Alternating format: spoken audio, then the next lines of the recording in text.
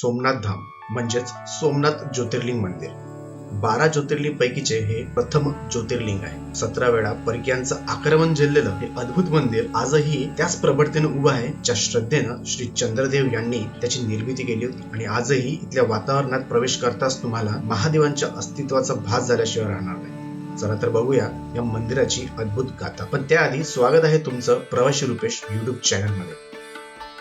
माझ्या भारत भ्रमण यात्रेचा हा दुसरा ठिकाण. तर द्वारकेचं दर्शन घेऊन मी निघालो सोमनाथ ज्योतिर्लिंगाचे दर्शन घेण्यासाठी. जर तुम्ही द्वारकेहून सोमनाथला यायचं ठरवलं असेल तर मात्र 250 रुपये बस तिकीट घेऊन तुम्ही सोमनाथला पोहोचू शकता. सोमनाथला पोहोचण्याआधी आपली बस थांबते विसावडा या छोट्याशा गावात. या ठिकाणाचे महात्म्य सांगायचे झाल्यास जेव्हा भगवान श्रीकृष्ण मथुरेहून द्वारकेला आले होते याच ठिकाणी थांबून त्यांनी श्री विश्वकर्मा व श्री बलराम यांच्यासोबत सुवर्ण द्वारकेच्या निर्माणाची आखणी केली होती. इथे तुम्ही श्री रणछोडराय मंदिराचे दर्शन घेऊ शकता. तसेच इथे भगवान महादेवांचं मंदिर सुद्धा. काही काळ इथेच आश्रय घेऊन सुवर्ण द्वारकेचं निर्माण कार्य पूर्ण झाल्यानंतर श्रीकृष्ण इथूनच द्वारकेकडे निघाले.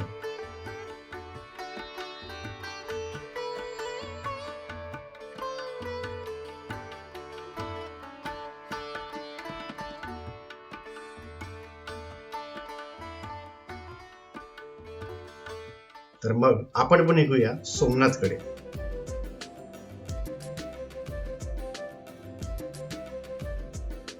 सोमनाथ मध्ये पोहोचल्यानंतर इथे राहायची सोय कशी करायची ते मी तुम्हाला सांगतो. इथे राहण्याचे सर्वात उत्तम पर्याय म्हणजे सोमनाथ ट्रस्ट. इथे तुम्ही स्वस्तात राहू शकता. म्हणजेच फक्त 90 रुपये प्रति व्यक्ती एवढं शुल्क देऊन तुम्ही इथे राहू शकता. 90 रुपयामध्ये तुम्हाला या प्रकारचे बेड मिळतील. तसेच सगळ्याच सुविधा तुम्हाला इथे उपलब्ध करून देण्यात येतील.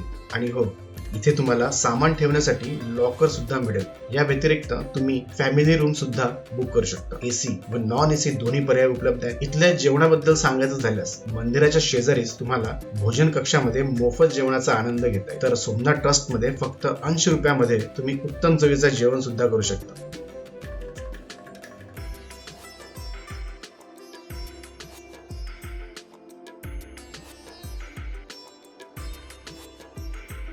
आता निघूया आपण सोमनाथ मंदिराच्या दिशेने.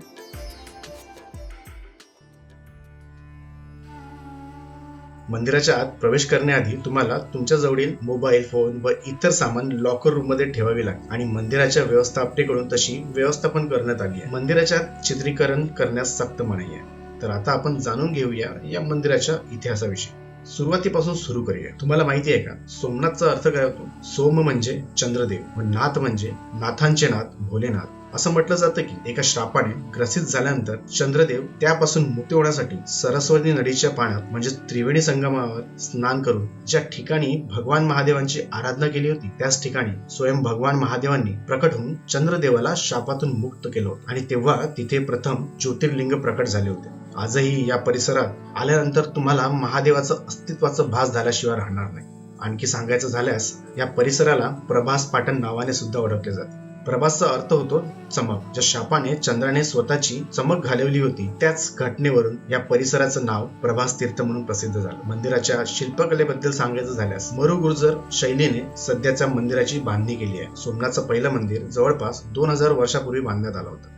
महमूद गझनीसारख्या कित्येक परकीय आक्रांतांनी 17 वेळा या मंदिराला उद्ध्वस्त करण्याचा प्रयत्न केला. पण वेळोवेळी हिंदू राजांनी या मंदिराची पुनर्निर्मिती करून त्यांच्या जनतेची आस्था टिकवून ठेवली. आणि सगळ्यात महत्वाचं म्हणजे मराठा राणी, पुण्यश्लोक व धर्मरक्षक देवी अहिल्याबाई होळकर यांचं हिंदू धर्मासाठी व इथल्या मंदिर पुनर्स्थापनेसाठीचं योगदान विसरून चालणार नाही. आजच्या घडीला सौराष्ट्राच्या किनाऱ्यावर स्थापित असलेलं हे भव्य मंदिर 1951 साली पुन्हा बांधण्यात आलं. आणि त्याचं श्रेय जातं आपल्या भारताचे लोहपुरुष म्हणून ओळखल्या जाणाऱ्या व सोमनाथ ट्रस्टचे पहिले ट्रस्टी श्री वल्लभभाई पटेल यांना. आणि त्यांच्या कार्याची साक्ष देत त्यांचा पुतळा तुम्हाला मंदिराच्या प्रांगणात उभा दिसेल. आज आपण जे मंदिर बघत आहोत ते नवीन बांधण्यात आले असले तरी 1200 वर्षापूर्वीचे मंदिराचे अवशेष व त्यातील प्राचीन मूर्त्या तुम्ही प्रभास पाटण या म्युझियमला भेट देऊन बघू शकता. सोमनाथ मंदिरापासून 5 मिनिटाच्या अंतरावर हे म्युझियम आहे. तिथे फक्त 5 रुपये शुल्कामध्ये तुम्ही आपल्या इतिहासाची साक्ष देणारे शिल्प बघू शकता. मंदिराच्या दिनचर्येविषयी सांगायचं झाल्यास सकाळी 6 ते रात्री 10 पर्यंत तुम्ही दर्शन घेऊ शकता. तर सकाळी 7 वाजता, दुपारी 12 वाजता आणि परत संध्याकाळी 7 वाजता आरतीची वेळ असते. संध्याकाळी आरती झाल्यानंतर 8 ते 9च्या मध्ये तुम्ही लाईट अँड साऊंड शो बघू शकता.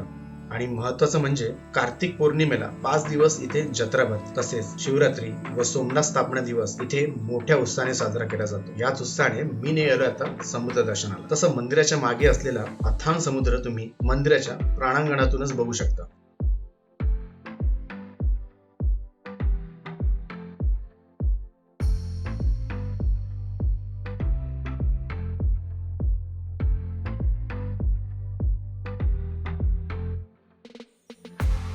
समुद्राला लागूनच जवळपास 1 किलोमीटरचा पायी चालायचा रस्ता बनवला गेला. इथे तुम्ही अगदी जवळून समुद्र व सूर्यास्ताचा आनंद घेऊ शकता. तसेच इथे प्रीपेड सायकल सुद्धा भाड्याने घेऊ शकता. चला तर इथल्या समुद्र किनाऱ्याची सैर करूया.